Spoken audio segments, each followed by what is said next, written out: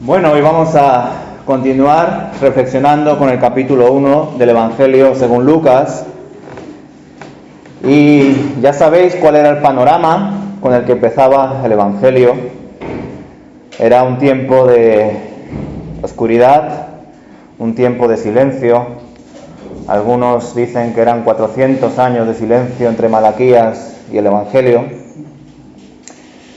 Pero en medio de todo eso se levantó una voz, apareció la luz y Dios mostró nuevamente una oportunidad, la cual no era igual a las anteriores, era la mejor, a su Hijo Jesús. Y en los versículos que van más adelante a lo que ya hemos reflexionado el domingo pasado, aparece una sección donde se comenta acerca de cómo fue el acontecimiento del anuncio del nacimiento de Jesús. Un panorama totalmente distinto. Por un lado veíamos a una mujer casada, pero anciana y estéril, que quería tener hijos, que en ese tiempo no tener hijos era una de las mayores vergüenzas que podría pasar en la cultura israelita. Y gracias al Señor, escuchando sus oraciones, a Zacarías y a Elizabeth les concedió el privilegio de tener un niño que se llamaría Juan. Pero aquí, en estos versículos donde se habla del nacimiento, del anuncio del nacimiento de Jesús, vemos un contexto opuesto, podríamos decir. No es una mujer anciana, es una mujer joven. No es una mujer casada, es una mujer que está en compromiso, en proceso de casarse con José. Y además es una mujer virgen. Y en medio de todo esto vemos que incluso es una mujer sencilla. Recordad que Zacarías era una persona importante, era un sacerdote que conocía las Escrituras y que incluso junto con su esposa eran justos delante de Dios y del pueblo. Es decir, no eran personas de a pie, eran personas que tenían el privilegio de reflexionar en las Escrituras. Pero María era una persona sencilla, que además no era de la región de Judea, sino que era de una ciudad llamada Nazaret, de la cual, como más adelante os sonará, se tenía una visión tan peyorativa, tan negativa de esta ciudad que se decía, ¿de allí puede salir algo bueno? Como muchas veces en Madrid tenemos una visión un poco negativa de ciertas ciudades, ¿no? Decimos, ¿de ahí puede salir algo bueno? Pues fijaos que Dios pudo sacar algo bueno, que Dios lo hizo bueno. Cogió a una mujer sencilla, de una familia humilde. No sé si lo sabéis, pero el padre de María se llamaba Elí. En una de las genealogías se enfoca más en José y que su padre era Jacob, y bueno, ya seguimos con la lista, ¿no?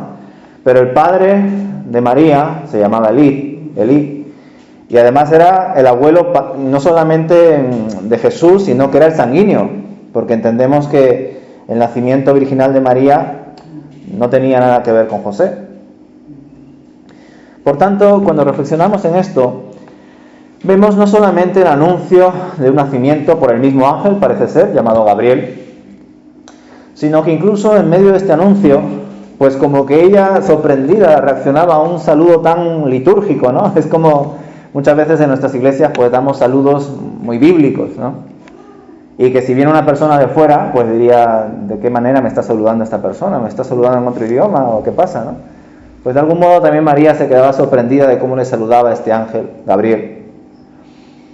Pero uno de los aspectos que marca la diferencia en cómo Zacarías recibió el mensaje de Gabriel de que su mujer se iba a quedar embarazada y cómo María recibió el mensaje, es que María le creyó de verdad.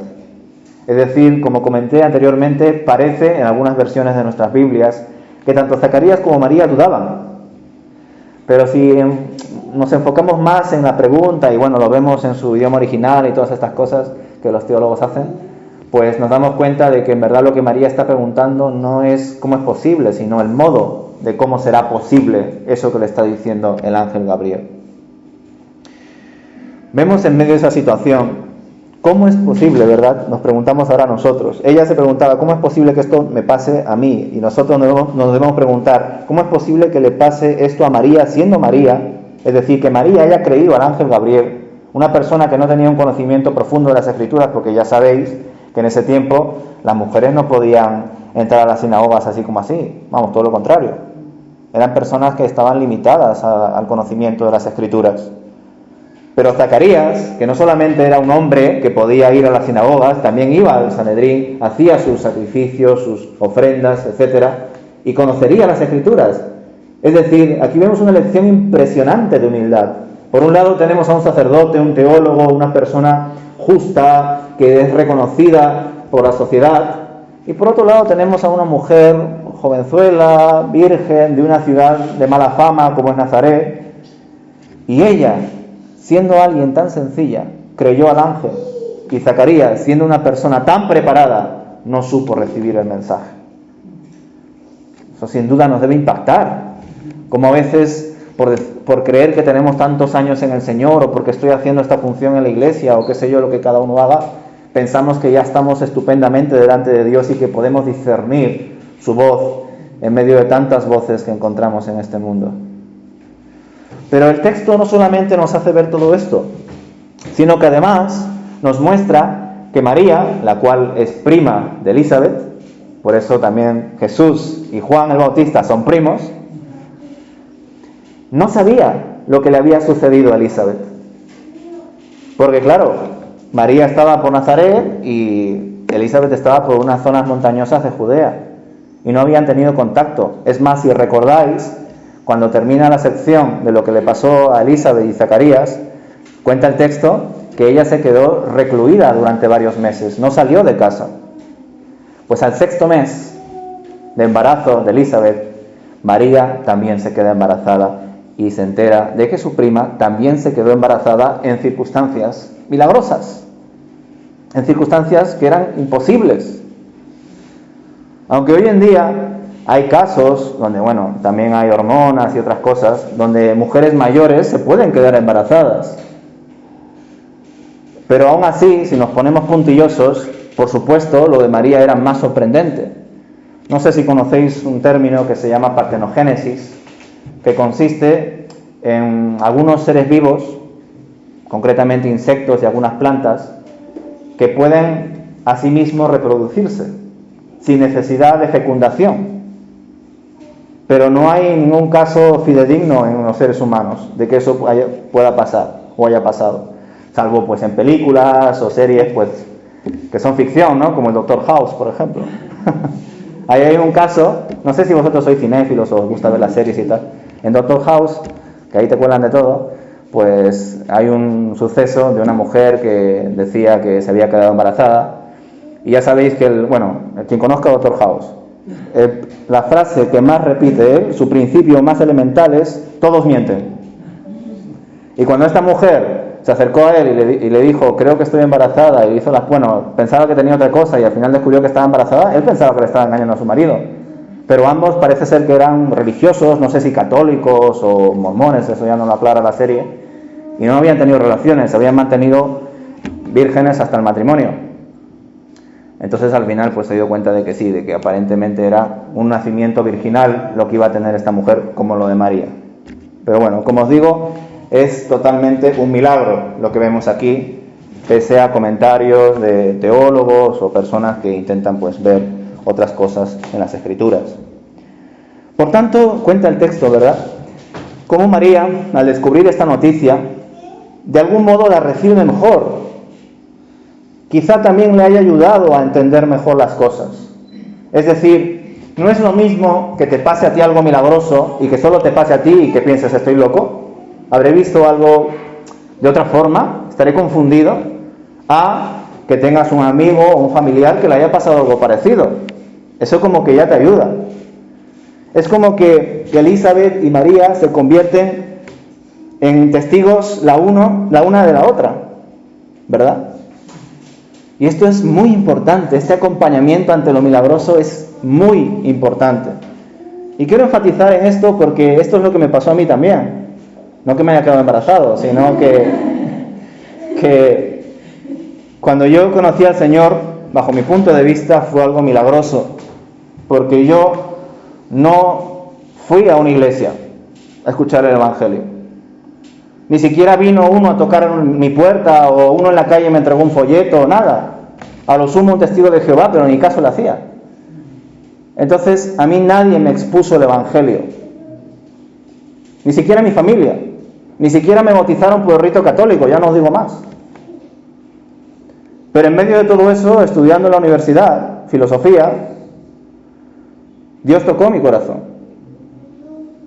Y yo ya había leído la Biblia por curiosidad, así como había leído otros libros de religión. Pero cuando lo hice, no solamente no lo entendí, sino que me volví más ateo. Porque decía, este Dios no puede existir, se contradice constantemente. En Éxodo dice una cosa y en Levítico dice otra, pensaba yo. Pero cuando pasó todo ese proceso, y estudiando filosofía, de repente, reflexionando en diferentes conceptos sobre la ética, sobre el conocimiento, sobre la historia, como que, os puede sonar raro, ¿no? Pero un día como que me levanté y ya creía. Y mi fe no solamente me llevaba en, sí, qué bien, Dios existe, vale. No, si Dios existe, quiero tener una relación con Él. Quiero servirle a Él. Si existe Él, el cielo y la eternidad, quiero dedicar toda mi vida para Él. Entendiendo incluso que mi vida ya no es mía, que es suya. Que yo ya perdí mi vida hace tiempo por mi pecado. Y todas estas cosas pues empecé a rumiarlas en mi cabeza. Pero gracias a Dios no me sentí un loco, porque un amigo mío, que tampoco era creyente, que también era una persona atea, que le gustaba Nietzsche, ya no os digo más, Dios también tocó su corazón. Bueno, Nietzsche es un filósofo muy ateo, ¿vale? De hecho, el ateísmo de hoy en día se basa bastante en su pensamiento. Y también le tocó el corazón a él. Y él también iba a mi universidad. De hecho, ambos íbamos al mismo barrio y no lo sabíamos. De hecho, ambos habíamos estudiado en el mismo instituto y no lo sabíamos. Que curiosamente el instituto se llamaba Jesús Nazareno. Y yo antes estudié secundaria en Jesús de Nazaret. Y cuando fui a la universidad fui con este amigo que se llamaba Jesús. Pero en medio de tanto Jesús conocí al Jesús de verdad. Y os cuento estas cosas porque cuando a ti te sucede algo impresionante que no puedes entender y que claramente cuando lo compartes a tu familia no lo va a entender, van a decir, ¿qué ha pasado, hijo? ¿Te han lavado la cabeza? ¿Estás en una secta? ¿Te has caído? Porque claro, como os digo, yo me lo tomé en serio y tomé muchas decisiones, dejé muchas amistades, dejé de practicar muchas cosas y entre ellas empecé a estudiar teología y dejar filosofía. En el caso de María y Elizabeth, probablemente haya pasado algo parecido. Personas que no entenderían cómo es posible que una persona anciana y estéril pueda tener un hijo, una persona virgen que no está casada y súper joven pueda tener un hijo. Pues Dios ha hecho posible lo imposible. Viene a mi mente, ¿verdad?, esos acontecimientos donde dice que hasta incluso Dios levantará de las piedras personas que le alaben, voces que le clamen.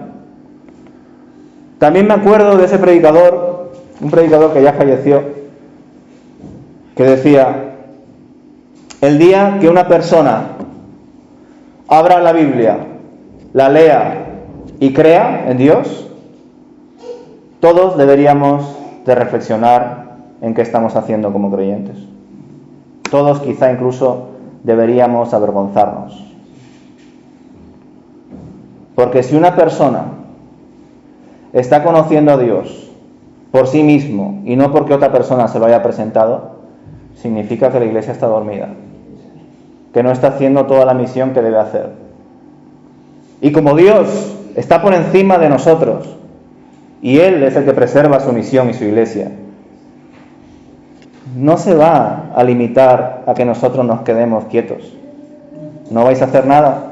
¿No entendéis que el cristianismo no solamente es confesión, sino práctica, fielmente, con tu fe? Yo voy a levantar hijos de las piedras. Y Dios lo ha hecho muchas veces. No sé si os gusta leer libros sobre misiones, pero es impresionante, ¿verdad?, cómo puede tocar corazones en medio de tantos que están alejados de Dios, incluso musulmanes, ¿verdad?, que Dios ha tocado su corazón en sueños o en apariciones. y que sus testimonios nos enriquecen. Pues claramente María necesitaba ese apoyo.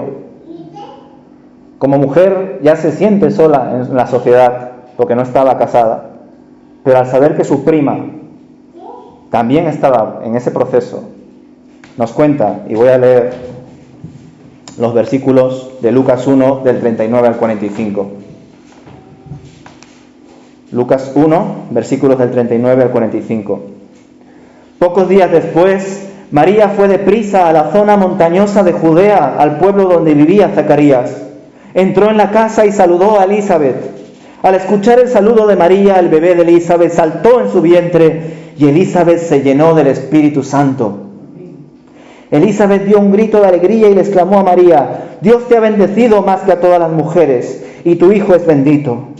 ¿Por qué tengo este honor, que la madre de mi Señor venga a visitarme? Cuando escuché tu saludo, el bebé saltó de alegría en mi vientre. Eres bendita porque creíste que el Señor haría lo que te dijo. Yo os invito a que tengáis esa sensibilidad de deteneros en los pequeños detalles. Fijaos cuántas veces habré leído este texto, que durante esta semana, al menos tal y como estoy yo en proceso de aspectos que veo a veces en las noticias, discusiones y tal, me he sorprendido muchísimo por este texto. Porque aquí, por un lado, está el aspecto lógico. Una persona que está viviendo algo único quiere ver a otra persona que esté pasando por algo parecido. Por eso va corriendo a ver a su prima Elizabeth. Pero vamos a ver un poquito el contexto. Aquí dice que a los pocos días de haber recibido el anuncio, de haber concebido ya a Jesús en su vientre, va a la zona montañosa de Judea. No sé exactamente a qué velocidad fue, ni si fue a burro o a caballo o qué sé yo, pero entiendo yo que habrá tardado unos días también, quizá una semana o dos. Por tanto, el niño que está en el vientre de María no tendría ni un mes, tendría unos días, unas semanas. Por tanto, ese niño es un embrión de semanas, quizá días. Y Juan tiene 6 meses, es un feto. Si por alguna razón tuviese un parto forzoso, tendría pocas posibilidades. Es a partir de 7 cuando ya hay más posibilidades de sobrevivir a un embarazo, pues en circunstancias atípicas. Por tanto, cuando leemos este texto, queridos hermanos, estamos viendo la historia acerca de la vida, que va más allá de discursos en contra del aborto o proabortistas. De hecho, muchas veces como cristianos queremos levantar una voz de moral y ética cristiana y decir: la Biblia dice esto acerca del aborto o acerca de la dignidad humana. Y buscamos pues salmos como el Salmo 51, versículo 4, donde se habla de que David fue concebido en el vientre de su madre, o en Jeremías capítulo 1, donde Dios le dice, ¿no?, al profeta: yo te conocí desde antes que fuiste concebido. O a veces usamos textos de las enseñanzas de Jesús, donde da esa sensación, ¿no? Ya no solamente ese texto famoso de tener en consideración a los niños, porque de ellos es el reino de los cielos, sino a principios que de manera tangencial podemos usarlo a favor de la vida, a favor de aquellos niños que todavía no han nacido, etc. Y a veces nos detenemos en eso, en enseñanzas, en palabras, pero la Biblia también tiene hechos. Y aquí tenemos un gran hecho. Aquí tenemos a un feto predicando sobre un embrión, dando palabra, reconociendo su presencia y su identidad. Recordad, tiene días en el vientre de María. Y el feto de 6 meses de Elizabeth reconoció su identidad, su presencia. Y bueno, los que conozcáis un poco de anatomía general, o las mujeres que os habéis quedado embarazadas, sabréis que en el primer mes es cuando recién el embrión está constituyendo su sistema nervioso, donde la estructura de su corazón está formándose y comenzando a latir. Muchos médicos lo ven como algo despectivo, todavía es una bola de células que poco a poco pues está cogiendo forma Y bueno, ya sabéis que hay discusiones, ¿no? Hay algunos que consideran que a partir del tercer mes o del cuarto o del quinto recién podríamos decir que es como un ser humano. Es decir, nos cuesta identificar en qué momento empieza la presencia, la identidad, el alma en un ser humano desde el momento de su fecundación, concepción, parto. Y claro, más allá de filosofías, estudios, artículos de medicina, artículos de ética cristiana, aquí vemos un hecho. Y podría ser casual, visto desde un punto de vista pues liberal o sospechoso. Porque bueno, que un feto de 6, 7, 8 meses de una patadita, yo creo que casi a toda embarazada la ha pasado, ¿no? Pero es que no solamente fue un salto o una patadita, sino que junto con eso, que además se dio justo en el momento en que María entró y saludó en la casa de Elizabeth y Zacarías, Elizabeth se llenó del Espíritu Santo. Y no solamente eso, recordad el mensaje que le dio Gabriel a Zacarías: desde el vientre de su madre será lleno del Espíritu Santo. Una vez más, una gran lección de que por nuestra parte debemos mantener la llenura del Espíritu, pero que por otra, esa llenura, ese avivamiento depende exclusivamente de Dios. No lo podemos manipular, pero sí lo tenemos que salvaguardar, proteger, cuidar. Por tanto, cuando vemos esto, nos quedamos impresionados, ¿verdad? Yo no sé si alguna vez habéis pensado en qué momento un ser humano, en el momento en que es pues fecundado o un poco antes, en qué momento somos quienes somos. Es decir, en qué momento tenemos alma. ¿En la primera semana? ¿En el primer día? ¿En el acto mismo de la fecundación? ¿En qué momento tenemos identidad, presencia? Yo muchas veces lo he pensado, porque medito, ¿no?, ¿es el ser humano condicionando cuántos números de almas habrá en la historia? ¿O es Dios también teniendo en cuenta cuántos serán el número exacto de personas a lo largo de toda la historia de la humanidad que existirán? ¿Y quiénes irán a la derecha, quiénes irán a la izquierda? ¿Quiénes estarán con Él y quiénes no estarán con Él en la eternidad? Pues yo creo que sí. Y eso no quita nuestra libertad, por supuesto, nuestra responsabilidad. Pero Dios conoce todo eso. Y aquí vemos entonces cómo Elizabeth, que por supuesto no entendía todo esto, de hecho María tampoco, pero llenos del Espíritu Santo confiesan grandes verdades.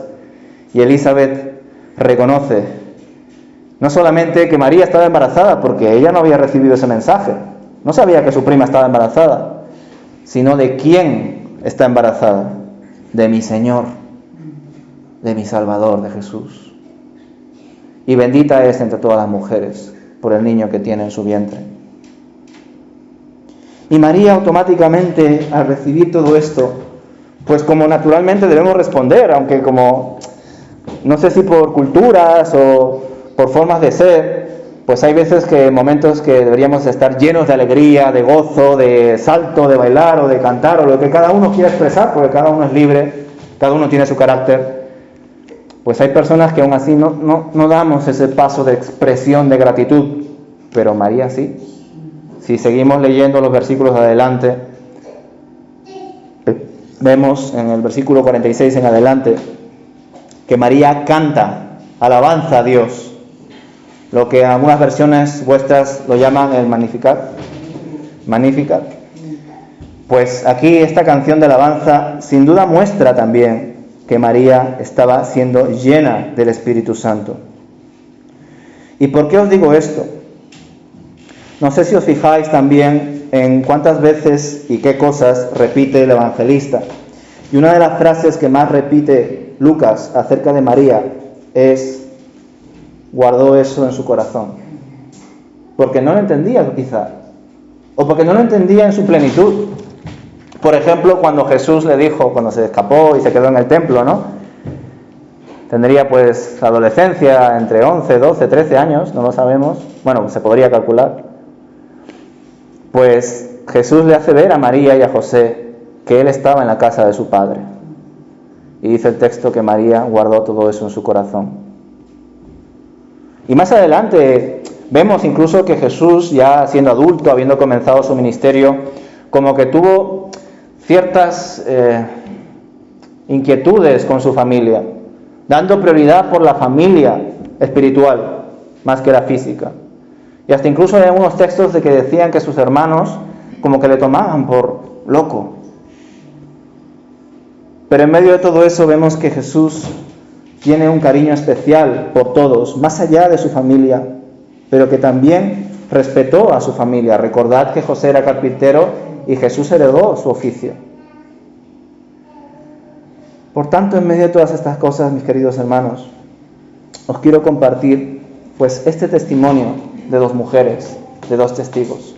Y a su vez, si se puede decir así, de personas que todavía no han nacido, pero que han dado un mensaje muy importante, de Juan y de Jesús. Un mensaje de esperanza, una buena noticia. Y ese es el Evangelio de María, que siendo una persona sencilla, joven, inexperta, virgen, de una ciudad de mala fama como Nazaret, Dios, en medio de todo eso, escogió a la que iba a ser la madre de Jesús. Y ya sé que, pues, por nuestra cultura cristiana y todo el bagaje que hemos arrastrado, pues, muchas veces el péndulo se va al otro lado y ya endiosamos mucho a María. Pero vemos en los evangelios, y nosotros como evangélicos lo entendemos, que María tuvo más hijos y que sin duda, al estar ya casada con José, pues podían tener todos los hijos que quisieran, y eso no es malo. Perder la virginidad en el matrimonio no es malo, es bueno. Pero desgraciadamente, pues como dijo Pablo en una de sus cartas, habrá momentos en los que la gente impedirá que otros se casen y se den en casamiento. En medio de todo eso, pues entendemos que Dios hace las cosas buenas a su debido tiempo y que sus leyes, sus mandamientos no son caprichos de Él, todo lo contrario, es una expresión de su cuidado y de su amor por cada uno de nosotros. No nos tiene que resultar farragoso, pesado, aburrido todas las enseñanzas que aparecen en las Escrituras. Debemos entender que son para que nosotros andemos como Él anduvo. Así que os invito a que sigáis leyendo el Evangelio de Lucas, que sigáis teniendo cariño por esos detalles que os pueden hacer reflexionar en tantas cosas y haceros ver que en efecto Dios nos cuida desde el momento en el que empieza nuestra concepción, desde el momento en el que existimos. ¿Cuánto más va a cuidar de vosotros ahora que estáis aquí? Tened fe, Él os está amando, Él sabe lo que estáis pasando y estará con vosotros hasta el fin del mundo. Que el Señor os bendiga.